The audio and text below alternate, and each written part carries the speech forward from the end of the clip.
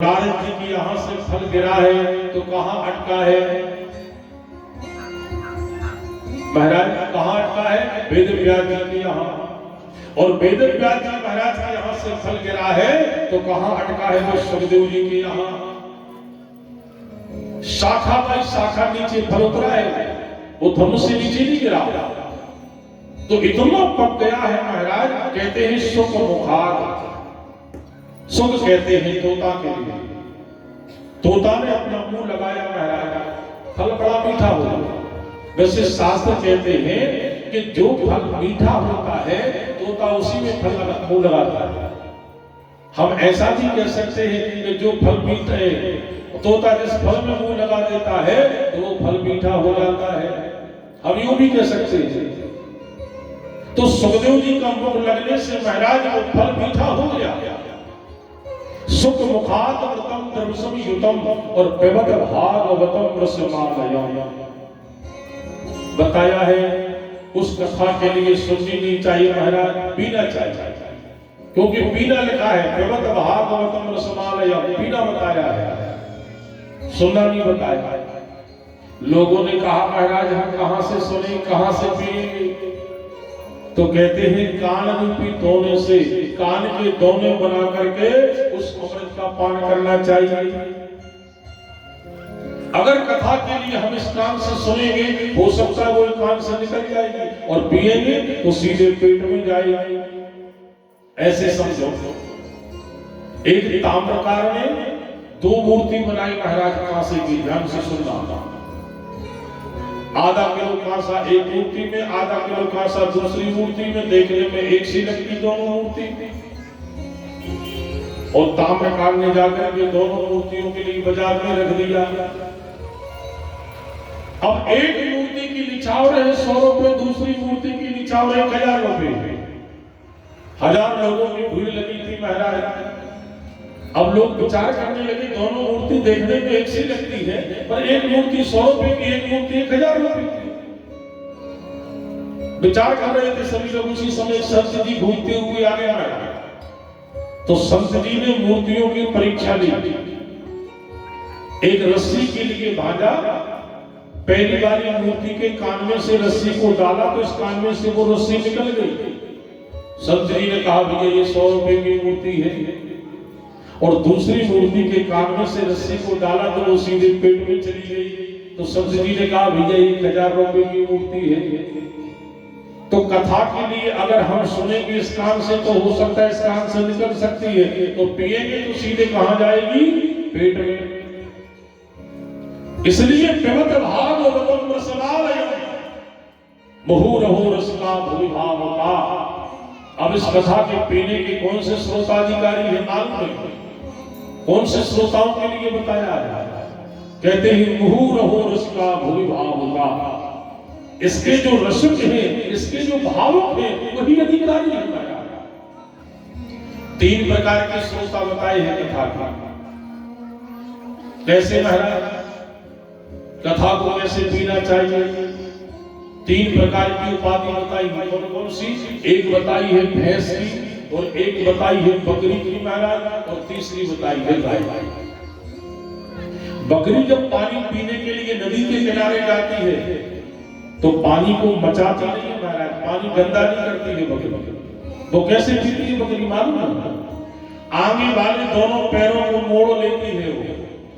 वो मोड़ करके वो बैठ जाती है, आराम से पानी पीती है।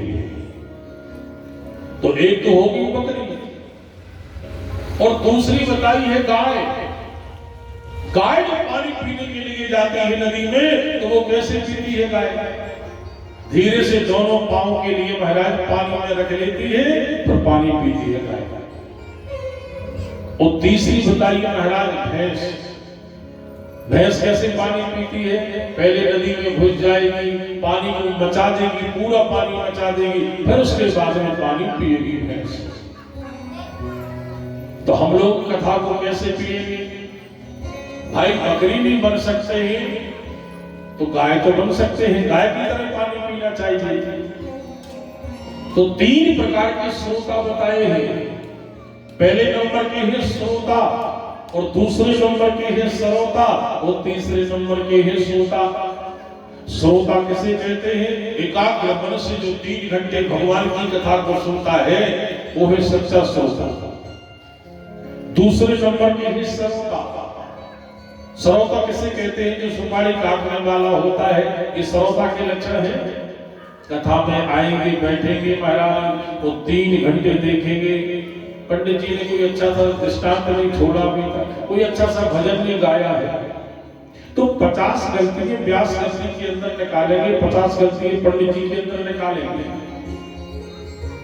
और तीसरे नंबर की बताएंगे सोता। सोता किसे कहते हैं महाराज? अब घर में तो नाती पोतों के कारण सो नहीं पाते, कथा में जाएंगे ऐसा स्थान देखेंगे जो कमर के लिए सहारा बन सके। 3 घंटे लगातार सोते रहते हैं महाराज। भगवान किसके ऊपर कृपा करते हैं? ना तो श्रोता को मिलते हैं ना श्रोता को मिलते हैं। भगवान तो पहले नंबर के जो श्रोता है 3 घंटे भगवान की कथा सुनते हैं, उनके ऊपर कृपा करते हैं। ऐसी कथा सुनने के अलग अलग लोगों के ढंग है महाराज, ऐसे नियम है। एक मुझे कथा याद आ गई। एक गांव में पंडित जी की कथा हो रही थी और गांव के दादाजी थे महाराज, गांव के मुखिया। अब कथा सुनने के लिए जाए तो महाराज क्या नियम था दादाजी का? एक खम्भे से टिक करके बैठ जाए और जैसे पंडित जी की कथा शुरू होवे और दादाजी सोना सो 3 घंटे लगातार सोते रहे दादाजी। वक्ता के लिए सबसे बड़ा कष्ट होता है कथा में आकर के कोई सो जाए। कथा में आकर के कोई सो जाए तो वक्ता के लिए बड़ा कष्ट होता है।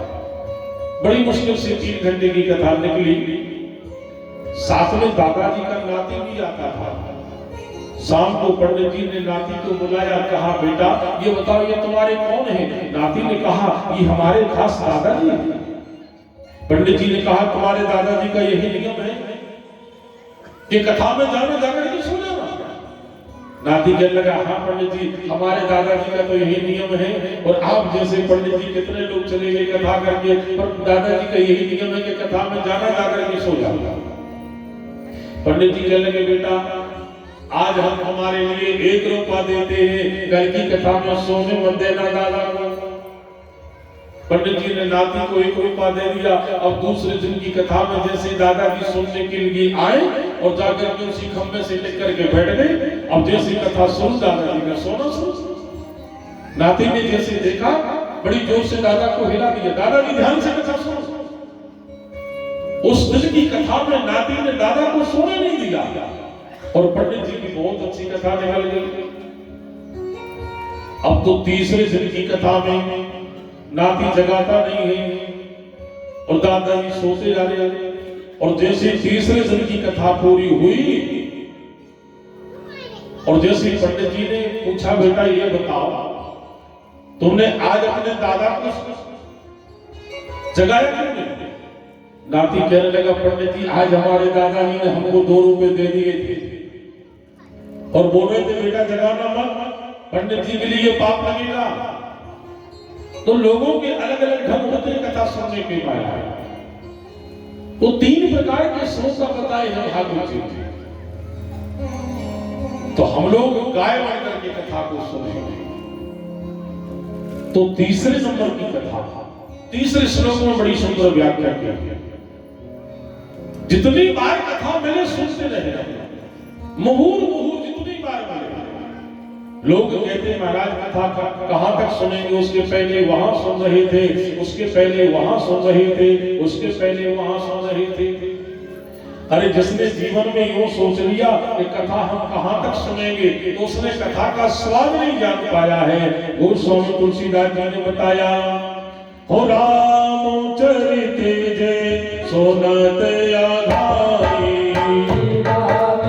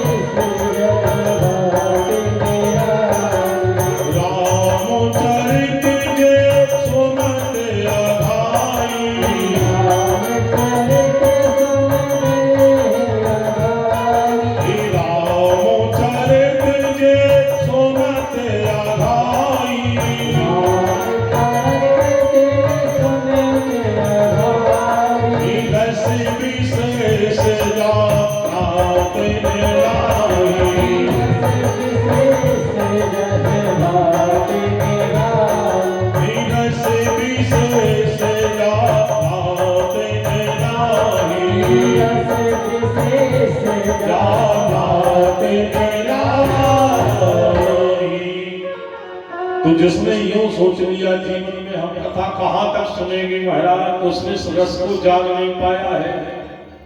इसलिए जितनी बार कथा सुनने के लिए मिले बस सुनते रहो, एक ना एक चर्चा आपको जरूर नहीं मिलेगी महाराज।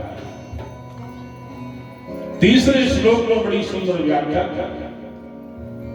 आगे चलकर के महाराज ऋषियों ने यहाँ अच्छे प्रश्न किए हैं कि प्रभु पहला प्रश्न हमारा ये है कि मानव का परम धर्म क्या है। भाई हम लोग संसार में जन्म लेते हैं क्या खाने पीने के लिए, मौज मस्ती करने के लिए जन्म लेना चाहिए? आखिर में हमारा जन्म होता है तो हमारा परम धर्म क्या है? और दूसरा प्रश्न हमारा ये है, हम लोग मंदिर में पूजा करने के लिए जाते हैं, कभी कभी मन में भ्रांति हो जाती है, लाइन से सभी देवता बैठे रहते हैं, एक तरफ राम जी बैठे हैं, एक तरफ हनुमान जी बैठे हैं, एक मां भगवती बैठी है, एक तरफ भैरव बाबा बैठे हुए हैं। तो मन में ये विचार आने लगता है कि सबसे बड़ी देवता कौन है, सबसे पहले पूजन हमको किसकी करनी चाहिए? तो बताया है सज्जनों, पूजा सबकी करें पर इष्ट एक के लिए माना। और तीसरा प्रश्न हमारा ये है कि शास्त्रों में बताया है कि परमात्मा अजन्मा है, परमात्मा जीव के गर्भ में नहीं आता है, अजन्मा है, अजन्मा बताया है। और मैंने सुना है कि माता देवकी के यहाँ भगवान बेटा बन करके आए, माता कौशल्या के यहाँ भगवान बेटा बन करके आए। तुम्हें जानना चाहता था। और चौथा प्रश्न हमारा ये है कि कवियों ने शास्त्रों में बहुधा वर्णन किया है, हरि अनंत, हरि कथा अनंता, भगवान के शास्त्र अनंत है, भगवान की कथा अनंत है। और मैंने सुना है लोग कहते हैं भगवान के 15 अवतार हो चुके हैं, कोई कहते हैं 20 अवतार हो चुके हैं, और कोई कहते हैं महाराज 23 अवतार हो चुके हैं, 24वां अवतार कलयुग में होने वाला है। तो आखिर में भगवान के कितने अवतार? और पांचवा प्रश्न हमारा ये है, पांचवा प्रश्न बताया है कि कवियों में शास्त्रों में बहुधा वर्णन किया है महाराज, बहुत शास्त्र है पर हमारी आयु बहुत कम है कलयुग में, हम सारे पुराणों की कथा नहीं सुन सकते हैं। इसलिए हे भगवान अपनी बुद्धि से महाराज सारे शास्त्रों का निचोड़ निकाल करके हमको समझाइए, सागर के लिए गागर में भर सके। वक्ता श्रेष्ठ वो है सज्जनों जो बड़ी बात के लिए छोटी बात समझा करके तुम्हारे दिमाग में बिठा देवे, वक्ता श्रेष्ठ वो है। वक्ता श्रेष्ठ वो नहीं है जो छोटी सी बात के लिए बड़ी बात बना करके समझाए, वक्ता श्रेष्ठ वो नहीं है। इसलिए प्रभु सागर के लिए गागर में भर दिया। और छठवां प्रश्न ये है कि मेरे प्रभु ने माता देवकी के यहाँ अवतार लिया है और 125 वर्ष तक भूतल में रहे, अपनी लीलाओं को संपन्न करके भगवान अपने धाम के लिए चले गए। तो धर्मः कम शरणं गता, वो धर्म अकेला बचा हो गया, धर्म किसकी शरण में गया? तो ये 6 प्रश्न किए हैं ऋषि। सूत जी महाराज गदगद हो गए। सूत जी कहने लगे देखो प्रभु, पहले अपने गुरु पुत्र को हम प्रणाम करना चाहते हैं, इसके बाद में आपके 6 प्रश्नों का जवाब देंगे। इनके गुरु के पुत्र कौन है मालूम है? गुरु के पुत्र है महाराज सुखदेव जी। भाई सूत जी के गुरु कौन है? व्यास जी। व्यास जी के पुत्र है सुखदेव जी। तो पहले गुरु पुत्र के चरणों में हम प्रणाम करना चाहते हैं। तो एक सुंदर कथा लेकर के आए हैं। एक बार गर्ग संहिता का प्रसंग है महाराज, गोलोक धाम की कथा है। श्री किशोरी जी की गोद में सुख खेल रहा था, तोता खेल रहा था, ध्यान से सुना। किशोरी जी के मन में विचार आया आगे घोर कलयुग आने वाला है और कलयुग के प्राणी भवसागर से कैसे पार होंगे। तो उस समय किशोरी जी सुख को लेकर के, सुखदेव को लेकर के भगवान के पास में पहुंची कलिया गया। और किशोरी जी ने कहा कि हे प्रभु, कलयुग के प्राणियों का उद्धार कैसे होगा? आपने सोचा है कन्हैया श्याम सुंदर कहने लगे किशोरी जी एक काम करो, तुम्हारी गोद में जो सुख खेल रहा है इसके लिए मृत्यु लोक में भेजो, और जब मृत्यु लोक में जाएगा तो जन जन में कथा के भागवत का प्रचार प्रसार करेगा, और मृत्यु लोक के प्राणी जब कथा को सुनेंगे उनका उद्धार हो जाएगा। किशोरी जी ने सुख से कहा, सुखदेव से, बेटा हमारी आज्ञा है तुम्हारे लिए मृत्यु लोक में जाना है। सुखदेव जी कहने लगे मां आपके चरणों की सेवा छोड़ करके हम नहीं जा सकते। किशोरी जी ने कहा नहीं बेटा हमारी आज्ञा है जाना पड़ेगा। सुखदेव जी आने के लिए तैयार हैं। अब देवताओं के लिए कोई बहाना होना चाहिए। भाई सुखदेव जी का जन्म कहां हो और कैसे से? तो भगवान नारायण के मन के अवतार कौन है? नारायण। भगवान को जब कोई लीला करानी पड़ती है तो नारद के द्वारा कराते हैं। नारद जी ने वीणा को उठाया और चले जा रहे हैं महाराज कैलाश के लिए। हरि शरणम हरि शरणम हरि शरणम हरि शरणम हरि शरणम हरि शरणम हरि शरणम हरि शरणम हरि शरणम हरि शरणम हरि शरणम हरि शरणम हरि शरणम हरि शरणम हरि शरणम हरि शरणम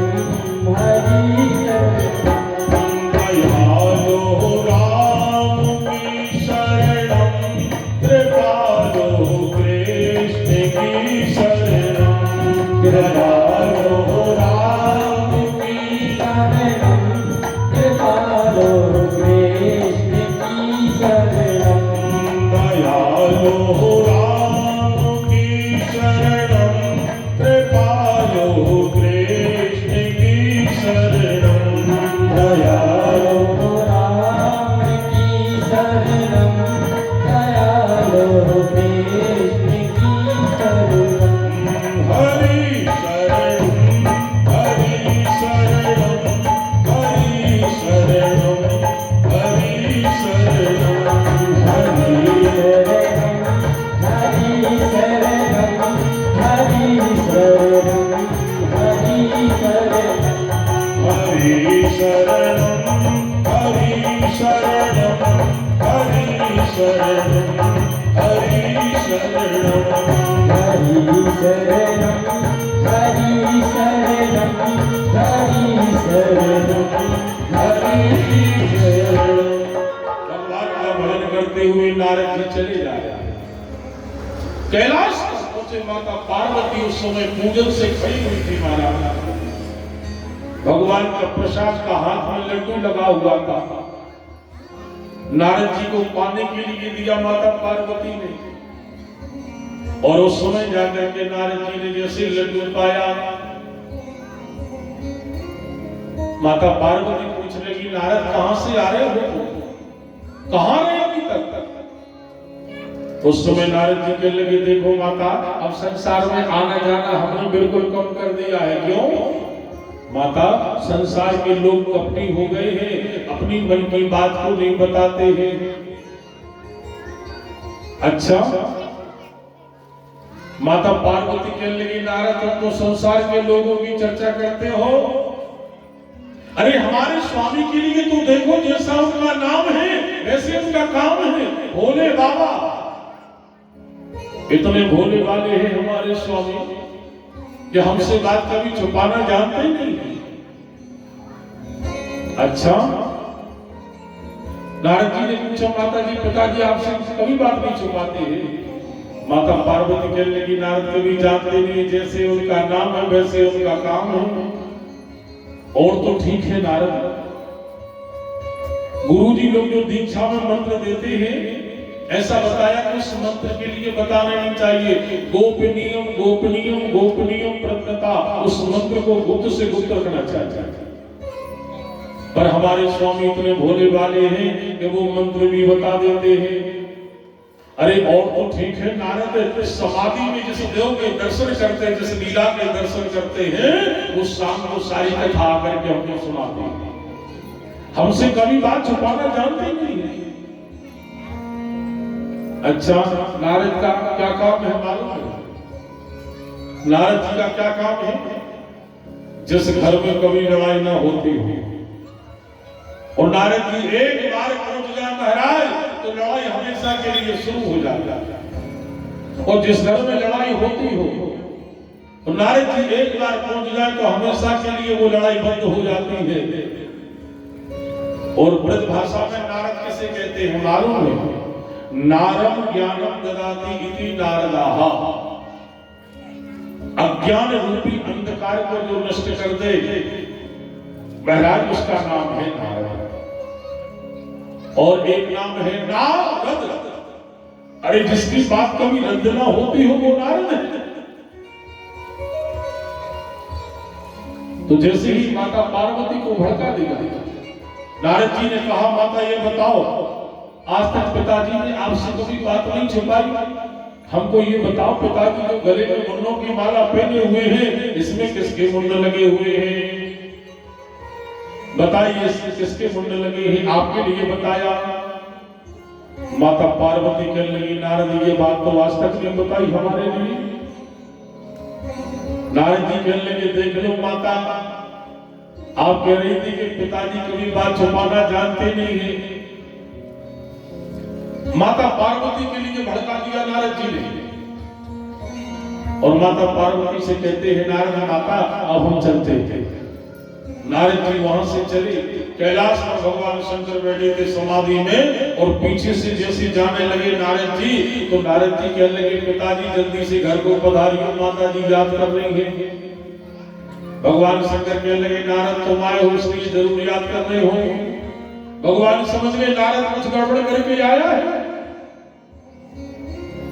आज माता पार्वती क्रोध में खड़ी है, जो होगी सो देखी जाएगी, आने तो आज अपने स्वामी के लिए। और उस समय जाकर के महाराज जैसे भोले बाबा पहुंचे हैं कैलाश पर, तो माता पार्वती को भवन में बैठी थी सज्जनों। देखो पहले के समय जब हम लोग मकान बनाते थे तो हर अलग अलग कक्ष अलग अलग बनता था। भोजन बनाने का कक्ष अलग होता था, भगवान का कक्ष अलग होता था, बच्चों का सोने का कक्ष अलग होता था, भोजन करने का कक्ष अलग होता था। ऐसे सब कक्ष अलग अलग होते थे। और एक कक्ष अलग होता था, उसका नाम रखते थे गोप भवन। माताएं जब रुष्ट हो जाती थी तो जिस दिन गोप भवन में पहुंच जाए तो समझना चाहिए आज कुछ गड़बड़ है, समझ जाते थे लोग। भगवान शंकर ने माता पार्वती के लिए देखा गोप भवन में बैठे। भगवान शंकर कहने लगे देवी क्या बात है? माता पार्वती ने कहा छोड़ो स्वामी, ऊपर से भी काले और अंदर से भी काले। भगवान शंकर कहने लगे देवी अरे अंदर से काला तो उसे कहते हैं जो कपटी होता है, जो अपनी मन की बात को नहीं बताता है, और मैंने कौन सा कपट किया है देवी?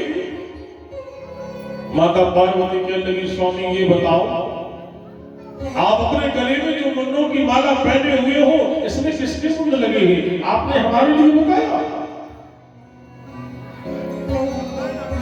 माता पार्वती नारद जी थे। भगवान शंकर कहने लगे देखो देवी, आज तक तुमने पूछा नहीं था, मैंने बताया नहीं, और आज पूछती हो तो मैं बताता हूं।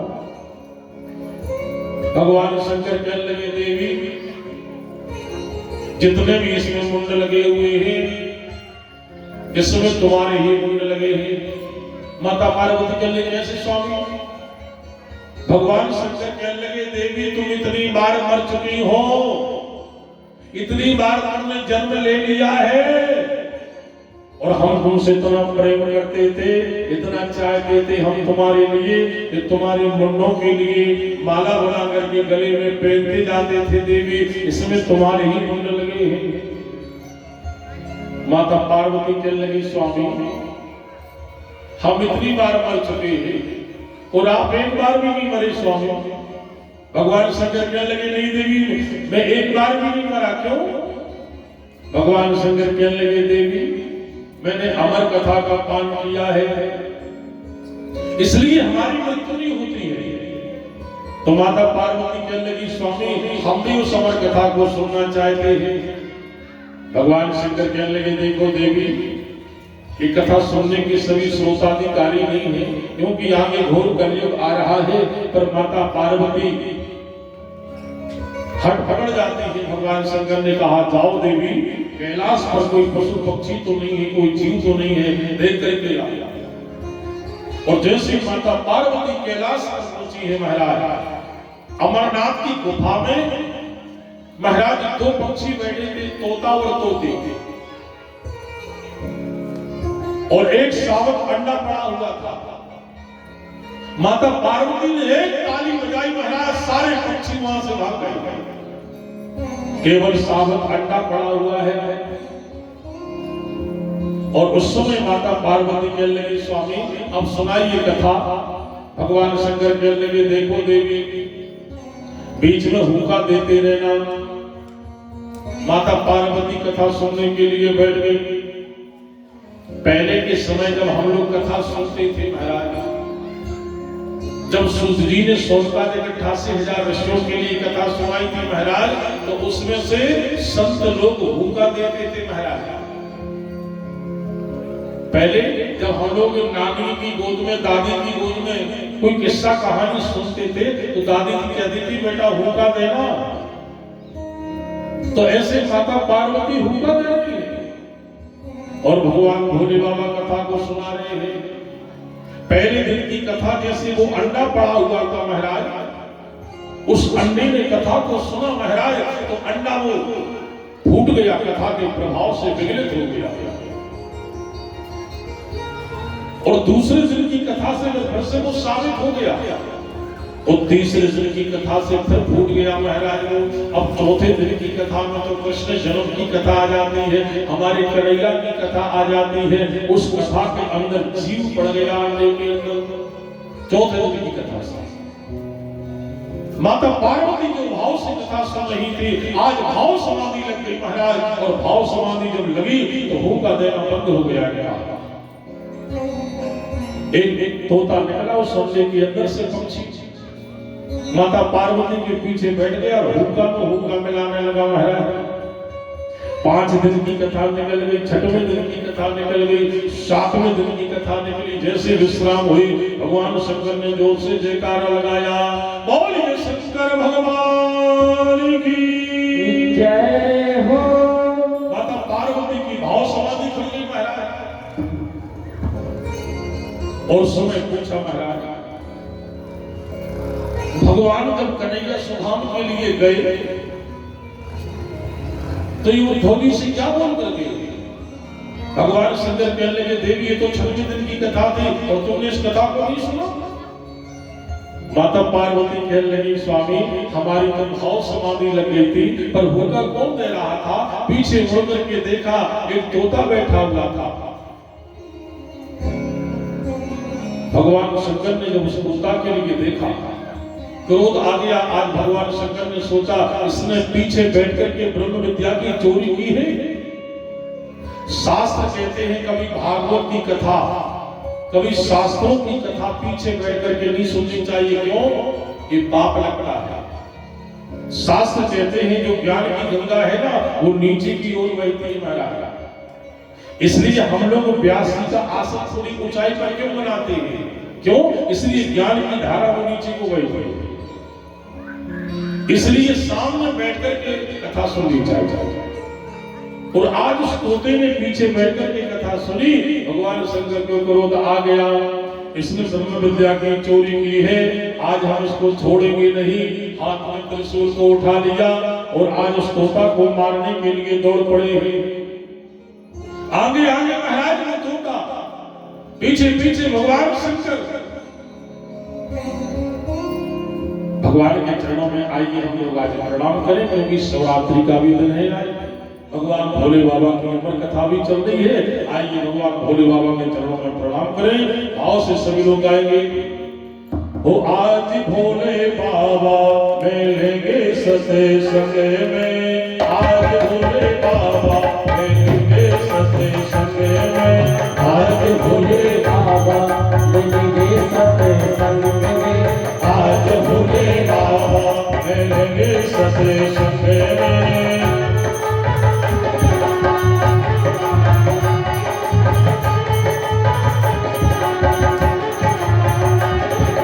आज भोले बाबा मिलेंगे सत्संग में, आज भोले बाबा मिलेंगे सत्संग में, मिलेंगे सत्संग में, मिलेंगे सत्संग में, मिलेंगे सत्संग में, खेलेंगे संग संग में, मिलेंगे सत्संग में, मिलेंगे सत्संग में, मिलेंगे सत्संग में, खेलेंगे सत्संग में।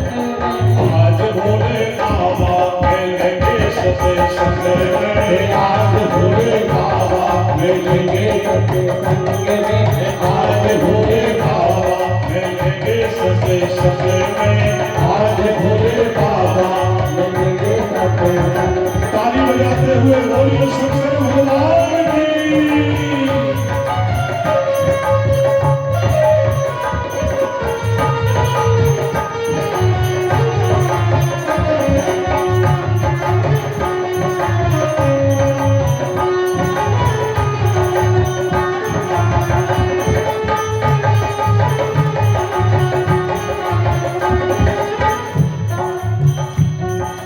घर का ताला खोले चाबी से, घर का ताला खोले चाबी से, घर का ताला खोले चाबी से, घर का ताला खोले चाबी से, घर का ताला खोले चाबी से, घर का ताला खोले चाबी से। मने का ताला खोलेगा सत्संग में, मने का ताला खोलेगा सत्संग में, मने का ताला खोलेगा सत्संग में, मने का ताला खोलेगा सत्संग में।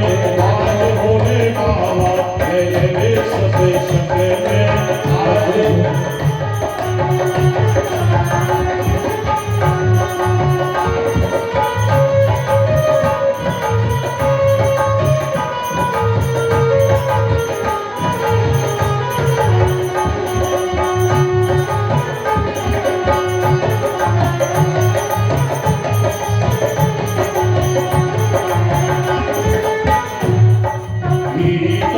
दीपक जले मंदिर में, दीपक जले मंदिर में, दीपक जले मंदिर में, दीपक जले मंदिर में, दीपक जले मंदिर में, दीपक जले मंदिर में। मने का दीपक जलेगा सत्संग में, मने का दीपक जलेगा सत्संग में, मने का दीपक जलेगा सत्संग में, मने का दीपक जलेगा सत्संग में।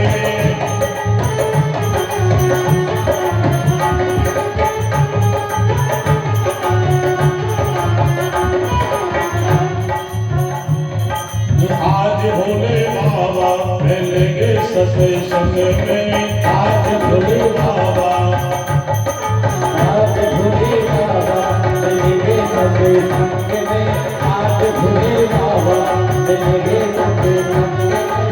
कमल का फूल खिले कीचड़ में, कमल का फूल खिले कीचड़ में, कमल का फूल खिले कीचड़ में, कमल का फूल खिले कीचड़ में।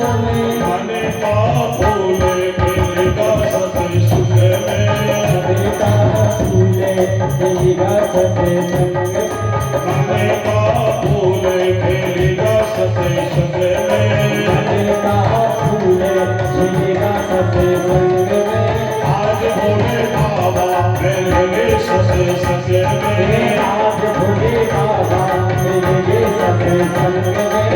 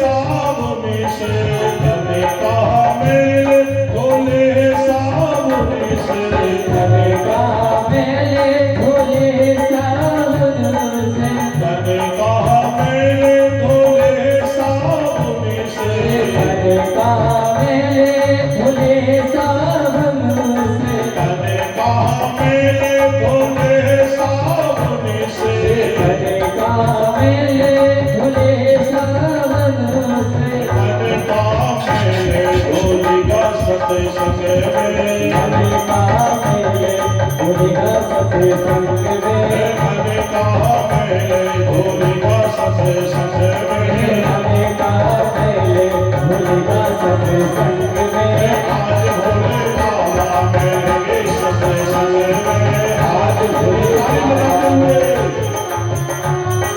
आज भोले बाबा मेरे सत्संग में आज भोले बाबा मेरे सत्संग में आज भोले बाबा मेरे सत्संग में और ये शंकर भगवान की जय हो। आगे आगे वो पक्षी उड़ता हुआ जा रहा था, पीछे पीछे भगवान शंकर त्रिशूल लेकर के दौड़ते हुए जा रहे थे। सज्जनों, हम लोग जब कैलाश से नीचे उतरते हैं ना तो व्यास जी का पत्र का आश्रम मिलता है। व्यास जी की पत्नी उस समय महाराज अपने केशों को धोकर के सुखा रही थी, छत पे खड़ी थी। कर दे। जब छत पे खड़ी थी